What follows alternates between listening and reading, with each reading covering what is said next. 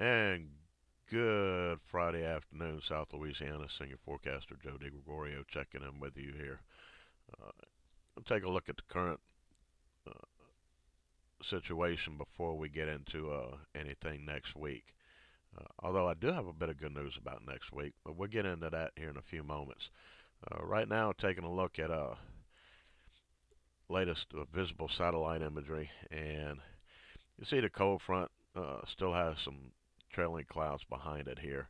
And as we turn on radar with it, put in the radar overlay, you can see general motion of the rain showers here, uh, moving east northeast, and have a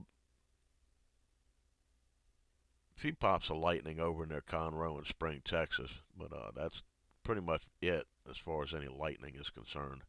Uh,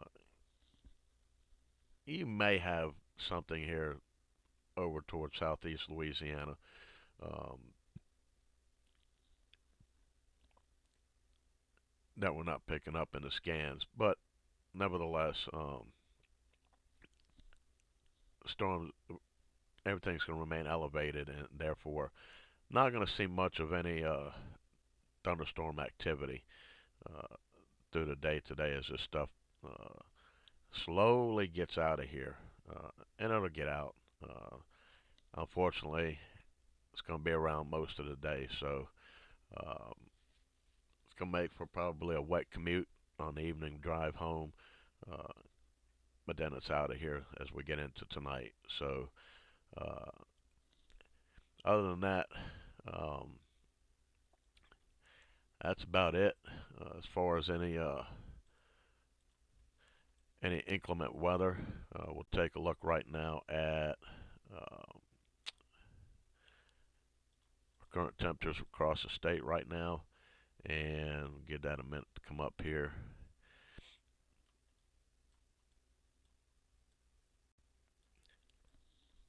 You see, we got a mix of 40s and 50s on the board here. Uh, That'll be the general rule for the day. Temperatures aren't going to change all that much from what they are now and into tonight as well. So things kind of remain the same except for the rain finally getting out of here. Um, but that's going to do it for this episode. Now, uh, as we look into next week, um, what I want to do is um,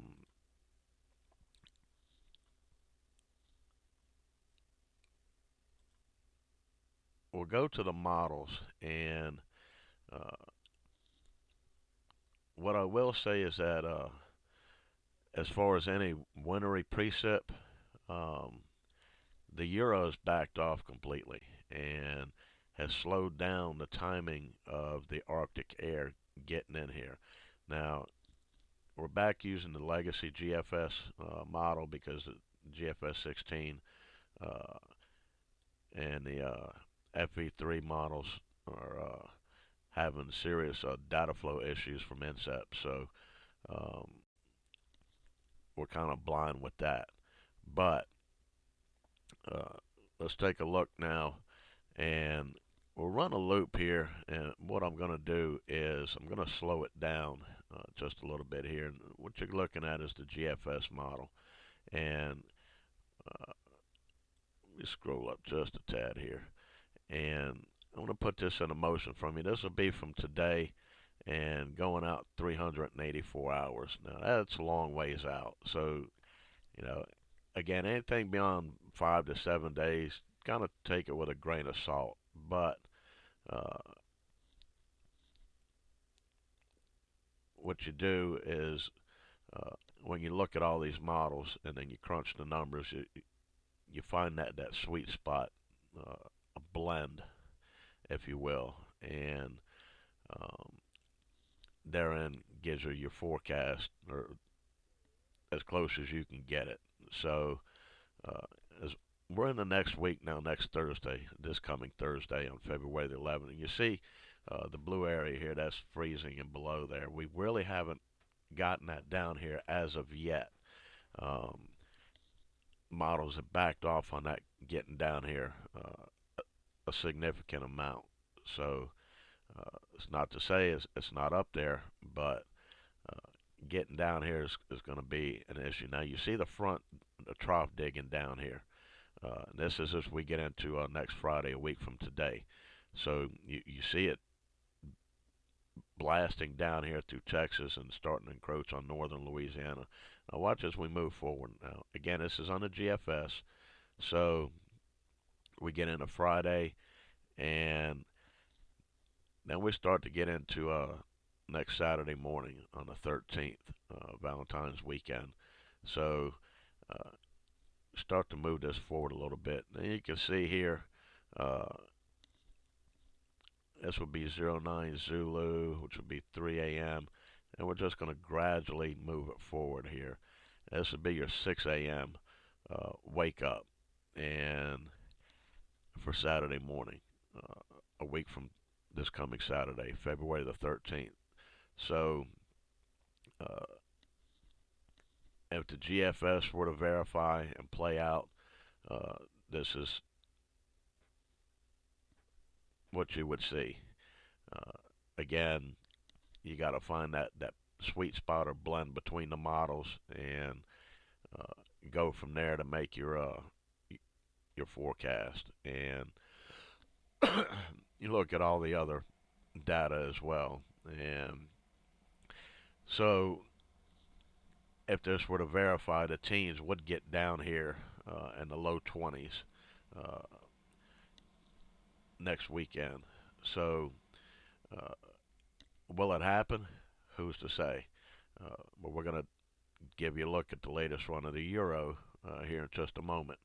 And uh, as you can see, uh, by 9 a.m., temperatures really haven't risen that much. The cold air is firmly in place, even several hours after daybreak Saturday morning next week. So um,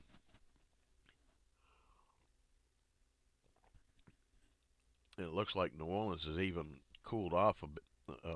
Cooled off a bit at 27, Slidell 24, Morgan City, uh, actually Houma down at 25. So Lafayette 19, Lake Charles 21. So here in Jennings probably going to be around 20 degrees. That's if this were to play out. Now, I'm not saying it will, but again, you when you get this far out, you take it not literally as God's truth. Uh, you got to look at all of the data and make an informed, forecast from that. Uh, Using all your skills and better judgment. So, I'm not saying this is what's going to happen. This is what one model the GFS is saying. Uh, what I will say is we don't have that consistency between the two models right now. Uh, Winter preset off the board. Uh, Stays well north, across the extreme northern part of the state up into Arkansas and northern Mississippi. And extreme northeast Texas. So, uh, and not seeing it all on the GFS. So that's the bit of good news. Can this change? Sure, because what we're seeing right now is a little bit of that flip flop uh, motion, a windshield wiper, back and forth, back and forth. So what that tells me is that the models, uh, even though they had some run-to-run consistency, uh, off and on, they still don't have a good grasp of what we're likely to see. And it's like with today's event. This stuff was supposed to be out of here by daybreak. Uh, this thing slowed down, so uh, it's running behind schedule. So that gives you, you know, an idea that the models are never 100% accurate, and therefore, you can't base everything just on the models. You have to look at the overall picture there. And so this is why I always say if they verify, whether it be the GFS or the Euro, this is something that we could possibly see. I will never tell you, hey, this is exactly what is going to happen. That's you know, no meteorologist in their right mind would actually do that this far out. Now, when we get 24, 48 uh, hours out, then that's a different story. And then 72 hours out to 5 days, you know, things become kind of iffy. And then beyond 5 and 7 days, things are just kind of, you know, again, you take it with a grain of salt, and you just you become more focused on that and see how things play out each day and each run of the models. So, with that said, uh, I'm going to continue this little loop here, and we're going to go continue into Saturday. Uh, and you see at noon here on Saturday, uh, if the GFS were to verify, we're still below freezing in a lot of areas. Most of the major, all of the major metropolitan areas, in fact. Uh, Even down here, home is still at 32. So New Orleans 32, 31 at Slidell, 28 Baton Rouge, 27 Lafayette, 30 Lake Charles, 32 over in Beaumont. So, uh, will this happen? Can't tell you. Crystal ball don't go that far out, folks. So let's just continue here, and uh, again in the 6 p.m. On Saturday, you can see uh, basically temperatures really haven't moved a whole lot.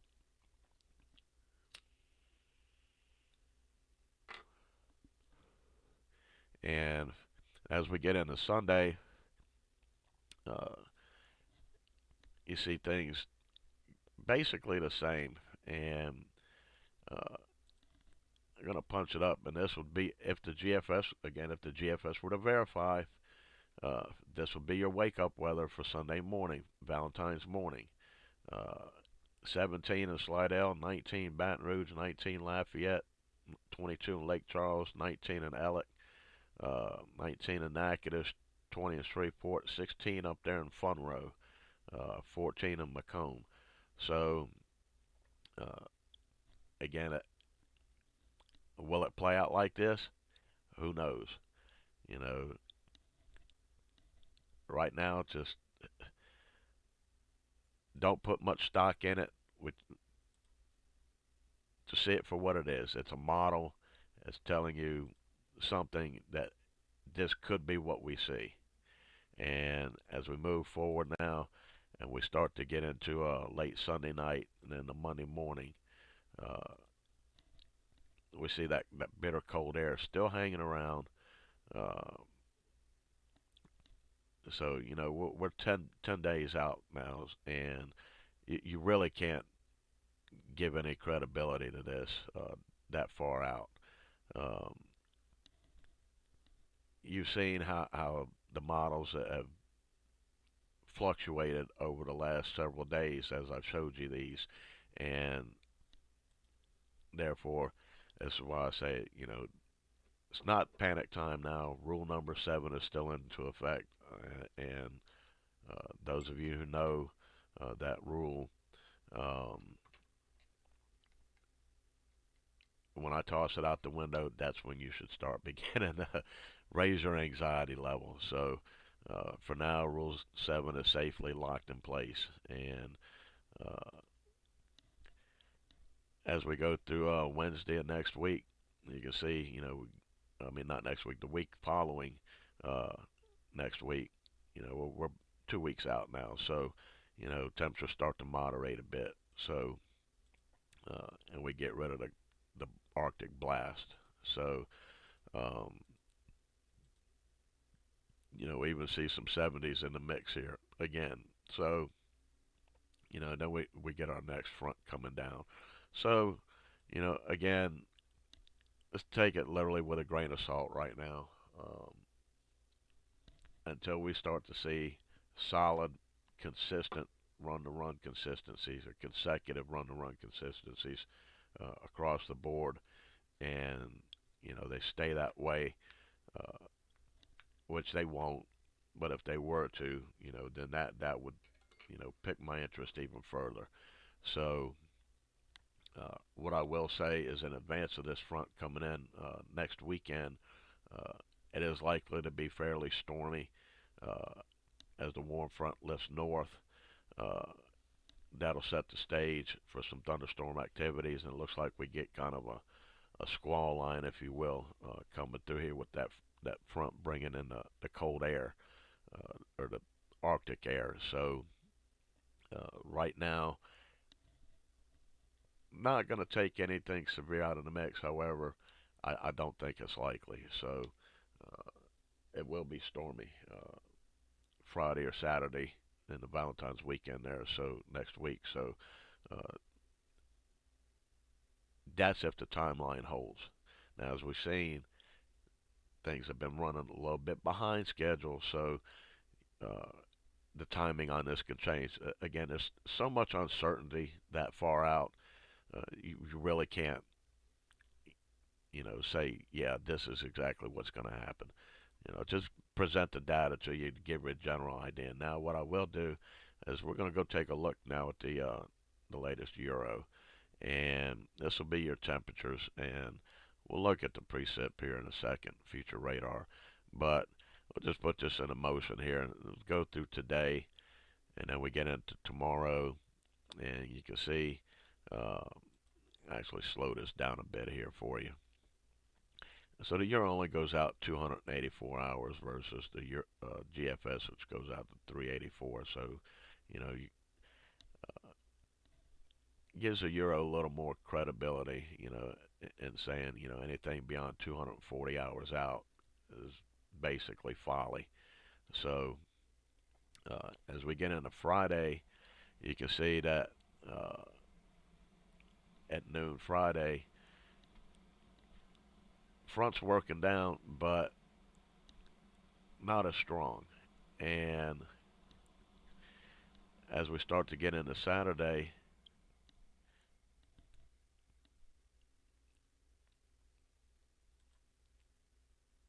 look what happens. So we'll back that up here, and this would be 6 a.m. Sunday morning. And as you can see with the euro, it doesn't get that cold down here. So uh, you see that spread between the GFS and the euro, and the discrepancy in timing of this Arctic blast of cold air. So you know we know it's coming. We just we're not sure about the timing and the intensity of it. And until we get that locked in a little bit better, and that won't happen until, you know, 3 to 5 days out, then just take it with a grain of salt, folks. Other than that, we know the cold air is coming. And how long it'll stick around, that remains to be seen as well. So, as we advance this frame by frame here, you can see that as we get into Monday now, um, it's still in the 30s um, for your wake up on Monday morning, but not as cold. So you see the discrepancy with this now. But again, you look up here to the north across the Oklahoma and Texas Panhandle region and through Oklahoma, uh, and even up in here in southern Missouri and Arkansas, northern Arkansas, uh, you see that bitter cold air. So it's not that far off. Um, I will say that the euro has typically or traditionally been slow to get on board, uh, a little bit behind the times, if you will, with the GFS as far as our national weather. Uh, GFS tropical wise, that's a different story. Uh, Beyond 5 to 7 days, I typically give zero credibility to the GFS. So, um, there is some issues there. But until NSEP gets the GFS version 16 model operational again, or at least the data feed operational again, uh, we have to stick with this lower resolution legacy GFS, and um, so and being that the GFS 16 is higher resolution like the Euro high res, um, until that data is actually back operational again. Um,